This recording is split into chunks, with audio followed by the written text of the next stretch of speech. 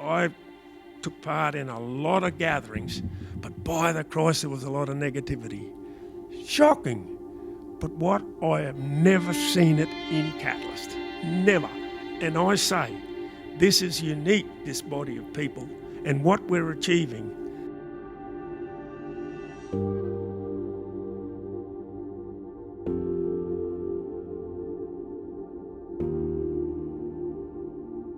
The thing about recovery is once you get all the infrastructure sorted out, like the sheds rebuilt, then it's sort of, you try not to think about it, you just go through the process. You know, there's paddocks that are destroyed, so you try and get to your rotation, take them out. And the best thing, the main thing to get over the cyclone is try not to think about it. Just try and get on with life, do what you need to do, and try and make sure you're doing the right thing. It's not a 1 year or 2 year thing, it's an ongoing process. Like I think I said before, it'll take 10 years to get everything back to where it should be. I still don't have my house finished off yet. So yeah, cyclones, they take a while to get everything sorted out. The irrigation is just a full-time job for me, that's it. I don't get time to do anything in here. I'm just out there all day with 5 or 6 pumps going non-stop. So that's my day, from 6 in the morning till 8 at night.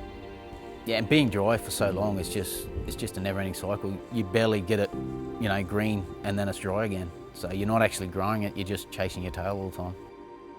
The key to a successful business, I believe, is really to drought-proof your property, and the Northern Tropics is probably one of the best places to do that. So when we looked at the Faust farm, it ticked a lot of boxes for us. So it had scale, lifestyle, and the water infrastructure was outstanding. So they were the 3 major factors that really caught our eye. We capture all that water that runs off that cane paddock into settlement ponds, and then we re-pump that water again and use that water again on our crops. So we're utilising 90% of our water. We currently hold about 3,200 megs of water. I think they were at the forefront of the industry in the Project Catalyst, so they really focused and put a lot of time and money into recycle pits and how it affects the environment and how you can really utilise your water. We've been involved with Project Catalyst 3 years. First one would have been probably water with the GDOT trials. Application rates of water under our pivots was probably one of our first ones, yeah. Just a little moisture probe that goes in the soil about 20 centimetres deep. The higher the moisture, the more dots they read. So yeah, they just give you an indication of when you need to be irrigating and when you don't need to be. We've had pivots for our first one we put in 10 years ago. Probably weren't using it enough, so we were definitely running them more often because we didn't think we were getting the results we thought we would get out of it when we first put it in. The way the future's going, you need to be more productive for less labour hours, I suppose, if you want to call it that. So anything to make it easier. Yeah, and 99% of the people you talk to, it's always soil health and productivity, and you know how you get that soil health up. I don't know, like we're planting beans, but like we're taking the bean off, so we're probably losing a little bit of it. But the residual, what's left, or the residues, what's left's going back into the soil. And our green thrash, we normally incorporate all that back in. The only blocks where we'll get rid of that is if we've got to have them lasered. We did put a recycling pit in probably 12 years ago, only a small one on one part of the farm. That was just to catch, it's a farm, part of the farm that's very short rows, so it was just easier to catch that water instead of having to try to manage it. That was on flood irrigation. But that's the only one, but we're in the process of putting more in now on a gully that we've cleaned up. Our recycling pits, we dug out the sediment trap because it was full. Yeah, most of the water coming now is just runoff from other irrigation. SRA have got another water trial up in one of our paddocks, so they'll be monitoring that and see if there's any runoff. A lot of, well, not a lot of them, but some of those programs, I think they're great. I just want to make sure the right information goes out there, and if they're going to record on amounts of fertiliser, make sure it's the right amounts, not guesstimates. On this property, we are hoping to incorporate livestock into our rotational grazing system. So What we'll do is in our sacrificial crops, in a fallowed round, we will plant a sacrificial crop and then introduce livestock on that crop to graze it off and get that biodynamic going into the soil. So with the rotational grazing system we use at home in our cattle system, we just try and keep that organic matter always on top of the ground. So we always got ground cover, so that we were trying to keep our ground temperature around that 15 degrees Celsius. So maintaining that ground cover and less runoff, and so the water can actually penetrate into our soils that doesn't run off straight away. On this property, it is pretty consistent overall, honestly. So the soil types are very similar in a way. The biggest drama we have here on this property is drainage. So a lot of our paddocks are laser levelled.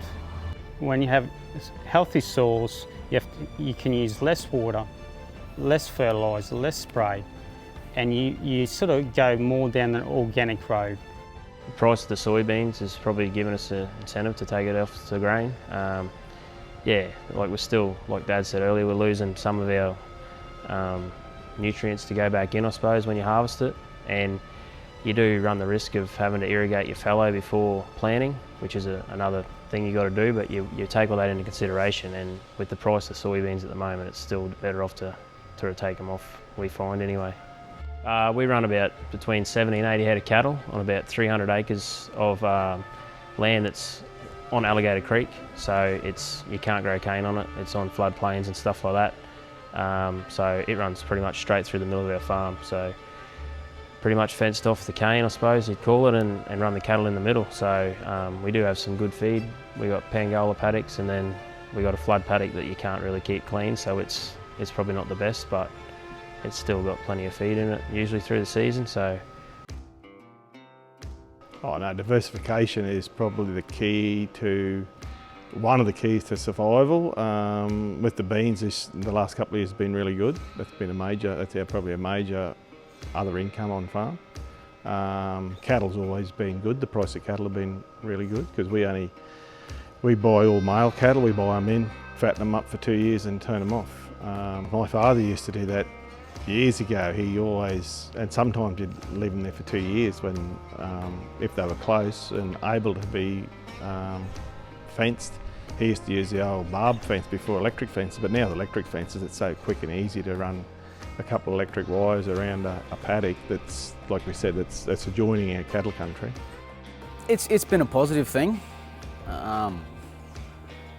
Without that foresight or that eagerness to try something new, you'd be stuck doing the same old thing. This is how Granddad did it and his dad before him. But a lot of stuff he's been involved in makes me want to just keep a little bit quiet and do what I do, just keep out of the limelight. But his contacts, throughout the industry have given us ideas.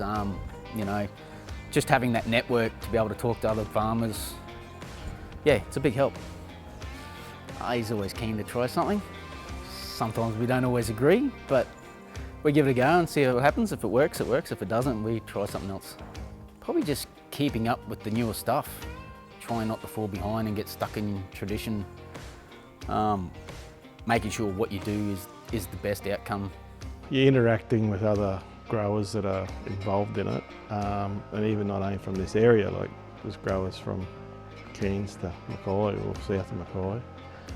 Because if you're not interacting, what you're going to do, what you intend to do or think you're doing might be right, you're still, it's in the back of your mind, is it right or isn't it right? So I think it drives you to try and be better as well, because everyone else is doing trials and trying to lift yield and that, and you want to be in the same boat. You don't want to get left behind. So I think it does, that interaction with other farmers and that, and talking with them, it sort of makes you come home and say, oh gee, should I be doing it this way, and try and pick up some ideas and lift your own productivity in that. Farmers follow farmers like Simon Matson. I follow a lot. Tony Bajar, he's probably calling the godfather of it all. So, and Joe Muscat is another farmer. I really like what he does there at his property. So, there's a fair few key drivers. I haven't met a lot of other farmers involved in the Catalyst project, but No, but they're probably the three that sort of stand out for me at the moment, yeah. I'm very excited to learn from them guys. Like that's how I've learned over the years, just talking to other farmers and sharing knowledge through that way. So I think you just got to find what works on your property and what you've got on your property that you can use. Because everyone's soil structure is usually different. Everyone's farming practices may vary a bit, so you sort of got to find something that suits your practices and see if you get the best results out of it. Well, I got one boy that definitely is. The eldest son, he's more keen to be an engineer. And my daughter, she wants to be 9 different things at the moment, so who knows what she wants to do. My advice to them is, you know, go to school, learn what you can, then get a trade, get a degree, do something. Then if you want to come home to the farm, it's here for you. It gives them another option. There's always new legislation coming in, there's always cyclones, anything could happen on the farm. If you've got something to fall back on, it is something I wish I'd done. I've actually gone through and I've got a bit of a trade now. Not that I use it, but it's always good just to have something in case you need it. I left school at grade 10. I really didn't enjoy school much. I wanted to get out. So I found a job, got an apprenticeship, fitter and turner by trade in Mackay at an engineering joint. Modified the planter, we made a wavy disc, manufactured a bed shaper.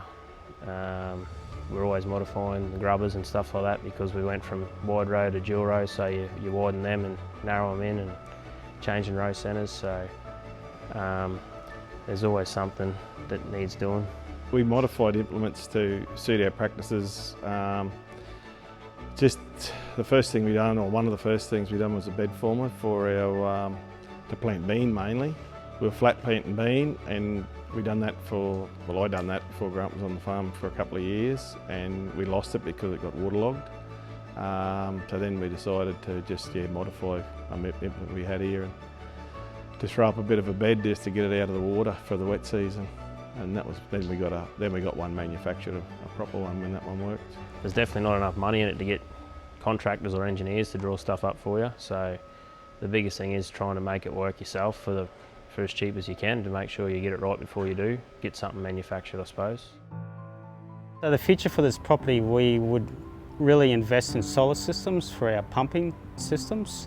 Another key driver is we really want to grow a lot of crops for our cattle. So just for example, I'd like to start up sort of like a mini feedlot system. So we actually grow crops to feed our cattle in the dry periods, and also grow soybeans so we can finish our cattle off on grain, and therefore we can sell to drought affected farmers like soybean or just fodder in general. You want the best quality water going off your farm you can, and you don't want to impact the reef. Like, it's when you go out there, it's just mind-boggling of what it's like. It's so beautiful. But there's never intention to lose stuff because it's all money down the drain at the end of the day. Like, you don't want your herbicides or your fertilisers running off farm at all, because it's wasting at the end of the day.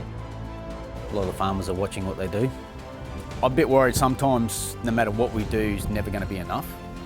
The way the government goes, it's a bit of a worrying time.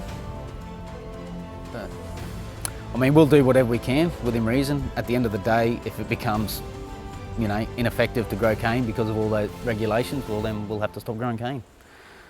That's all there is to it.